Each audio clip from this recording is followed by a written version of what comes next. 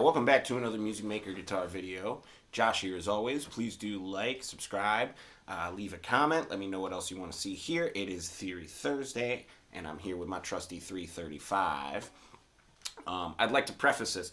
Anything is difficult to understand in this video, please do go visit me at MusicMakerLessons.com, and I do break it down a little bit more in depth over there. So you can definitely go check it out there. That said, we wanted to talk today about dominant 7 chords. Last week we talked about 2/5s, how you can use those to kind of get started with some of your jazz playing. And this week I just wanted to talk about, like, I had some students like wondering, like, well, you sometimes play a G7 like this and sometimes you play it like this. So I just kind of wanted to go through some of the different kinds of functions of dominant 7 chords, how they can be used in various contexts in music, and maybe you can kind of use some of that for your own writing and for your own playing. So that said, I'm going to take a plain old G7. And if you like study a little bit of diatonic harmony, what you'll find is that, like, G7, if you take Do, Re, Mi, and Si, right? That G7 occurs naturally. You get, like, if you go every other note on the scale, start from G, you get those notes. It's G, B, D, F. And basically what it is, it's a triad, major triad,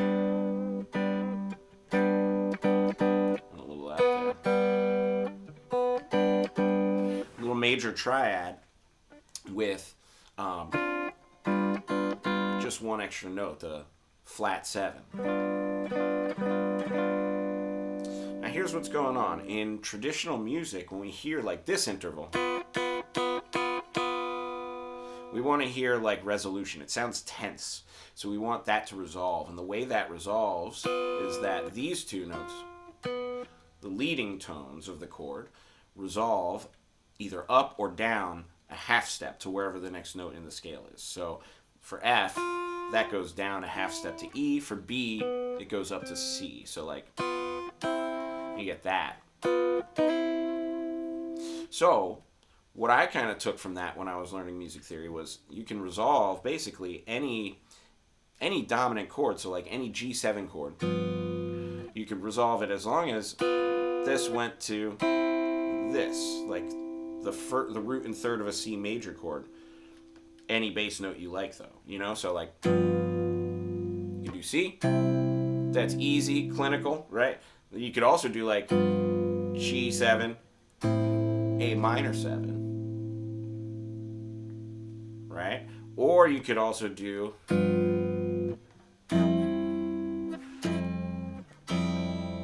right like that. So G7 to, it's like kind of a C chord over F, but I also think of it as it's like F major 9, right? Maybe with a 6th in it if you like that flavor, you know. So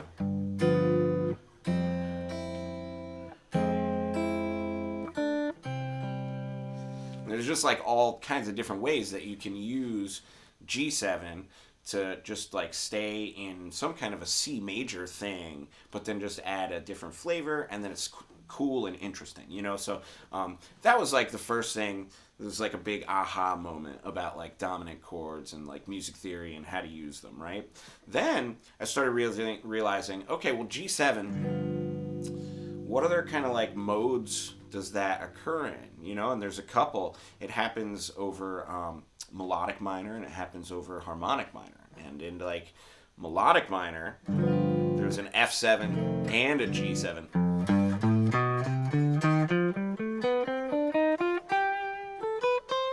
So you have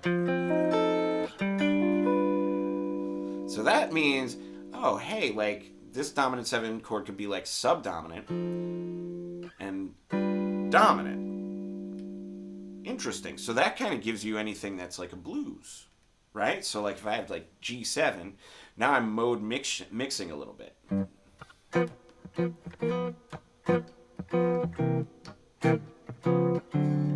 Right? Like that chord and that chord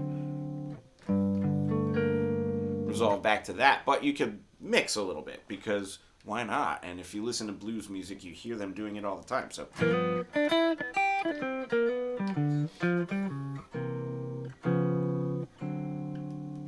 right? So that's like subdominant and dominant.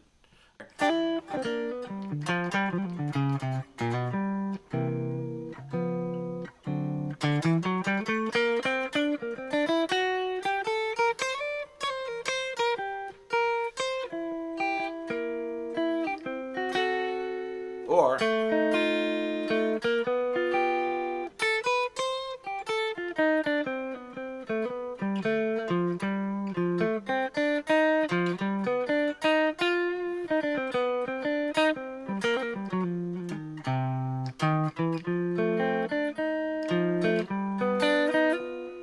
right? So they exist there. And then it also like exists in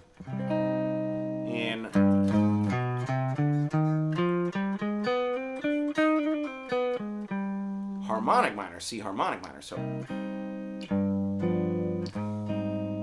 you could use it to resolve there. Basically, instead of this, we get minor third on top.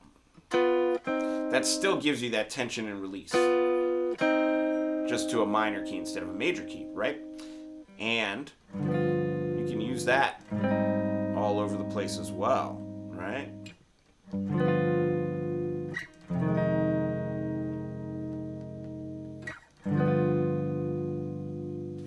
What else could we do?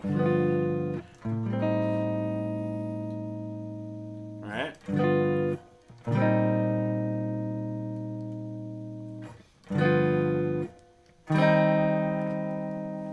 E flat 6, right? That's like kind of maybe an oddball one, but again, it still provides that tension and release. So I'm saying use number 1 for dominant 7 chords. It's a tension chord that gives you some release. Okay? Then you can also use it as a place of creating more tension. So if you do like a tritone substitution, for instance, right? Right?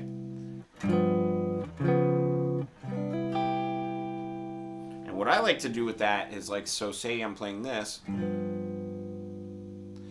and maybe like the changes are kind of plain, right? Like maybe I just have like,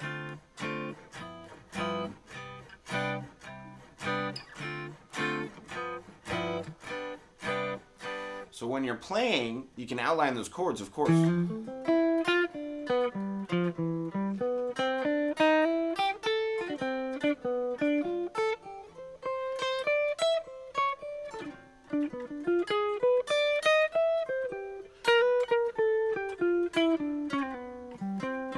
Right? So you can always like outline those chords, but why not outline a chord that's not written in the change? Let's add a tritone sub.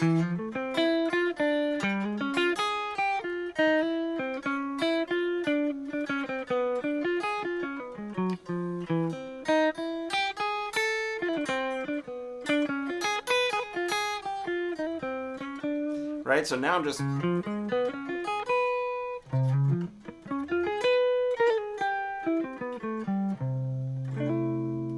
adding that C sharp 7 in there, in the place of like playing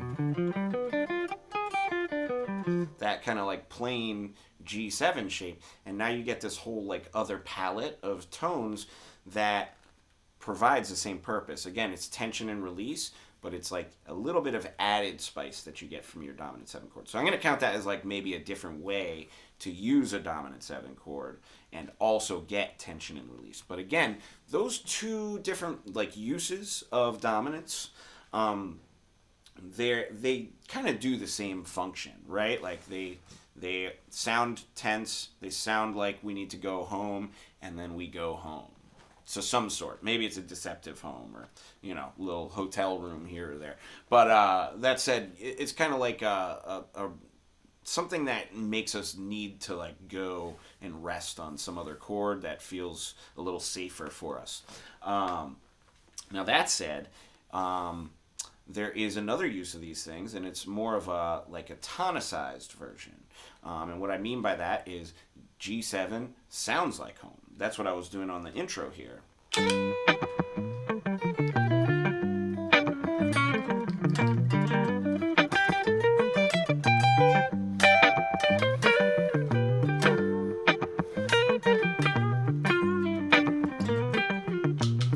And that's actually really easy to do. Now we're just talking about modal playing. So I'm just using modes that have G7 in them. So that actually is a lot of them. I'm using for this mostly like Mixolydian mixed with some pentatonic stuff. That just happens to be a lot of my favorite material. But I also love like the sound of like Lydian dominant, which basically has a sharp 4. It's Mixolydian with a sharp 4.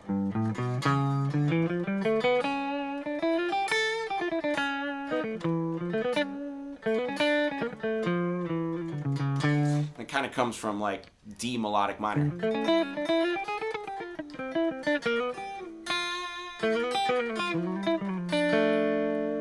I just like love that sound.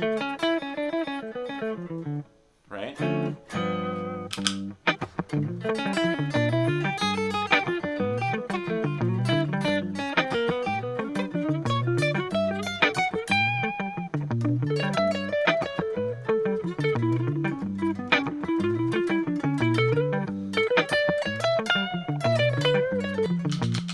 Like another really cool sound, and then again you can throw your tritone substitutions over that if you want to be a little bit out.